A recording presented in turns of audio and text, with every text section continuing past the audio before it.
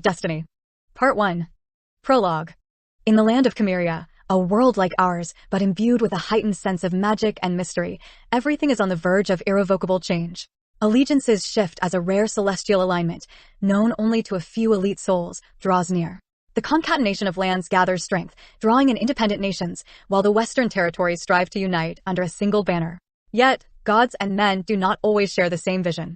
Through earthly prophets, the gods seek out the purest, or souls, to be smelted and shaped in the fires of fate, forged into the fine alloy capable of shaping reality itself. And sometimes, even the most unassuming of souls will find themselves drawn into the forge, their very essence remolded to serve an agenda beyond their understanding. In the heart of Chimeria, guarded by walls of wood and stone, the vanity of a prince stirs and a prophetess dreams. A spoken word sends shockwaves rippling across the land, cracking the walls of destiny itself. What begins as a tiny fracture in fate's foundation shifts and heals, but not without leaving its mark, forever altering the course of the world. Once again, Raybor, heir to the throne of Wolflandia, comes to the seer seeking guidance, said a stout woman with piercing green eyes, the fragrant smoke of incense swirling around her like a shroud. The room was dim, filled with the weight of countless secrets. Where is your future bride? You said she would be joining you this time. She refuses to come. She urged me not to see you and does not know I am here, replied the prince, his voice tight with frustration. He glanced at the door, torn between duty and the weight of his heart. Sit, please, the seer urged, her voice soothing yet firm. You know, I am not at all surprised she feels that way. There are few whose destinies I can see so little of, but this one, she is a mystery. It is very odd that I can perceive so little about her. Her will must be great indeed. Raybor let out a knowing laugh, recalling the strong-willed stubbornness of his future bride. You have no idea. I sense there is more to her. She is not what she seems. She lies. The seer's gaze turned intense as she focused on a large amber crystal, her plump hands moving over it like a dancer tracing a rhythm. I have seen something else as well, she said, her voice dropping to a whisper.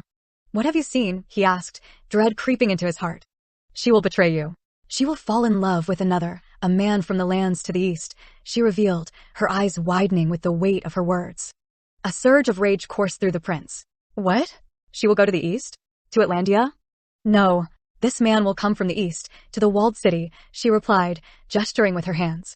You must give me his name, demanded Raybor, desperation edging his voice. I cannot. She looked down at the crystal, her expression turning grave. You must give me his name. I will not allow this man to. The prince's voice rose, filled with an intensity that echoed through the chamber. He slammed his palm on the table, rising to his full height. You intend to find him and have him killed, the seer stated, her tone unwavering. No, I would only warn him not to come to the walled city, he stammered, though deep down, he knew the truth of his intentions. I have already seen it. If I give you this man's name, you would have him killed, she said, her voice steady, as if she were stating an immutable fact. What is the point of telling me the future if you won't allow me to change it? Raybor yelled, frustration boiling over, feeling the walls of his fate closing in. We are done for today. Come back next week when you have calmed yourself, the seer said, extending her hand outward, dismissing him with an air of finality. The prince stormed out of the parlor, determination igniting within him. He vowed to find this Atlantean, knowing he could not look at his beloved the same way until he had dealt with this threat. Each return to the seer only deepened his resolve, until finally, she relented. Come in, heir of Wolflandia. Sit, she beckoned, her golden locks swaying as she rushed to the table, anticipation mingling with dread. You know what I have come to ask you once again, he said, expecting her refusal, his heart racing with hope. Yes, but the gods have spoken to me. This time you shall have your answer. I ask that you do not kill him, but I know what you will do. You are meddling with the walls of destiny. That is what I think. But the gods, well, they have decided. His name, Raybor pressed, urgency crackling in the air. His name is Milo T. Cobb, the seer said reluctantly, her voice heavy with foreboding. Now go and do what you must. And do not return. As he left the parlor, the weight of her words hung over him like a storm cloud.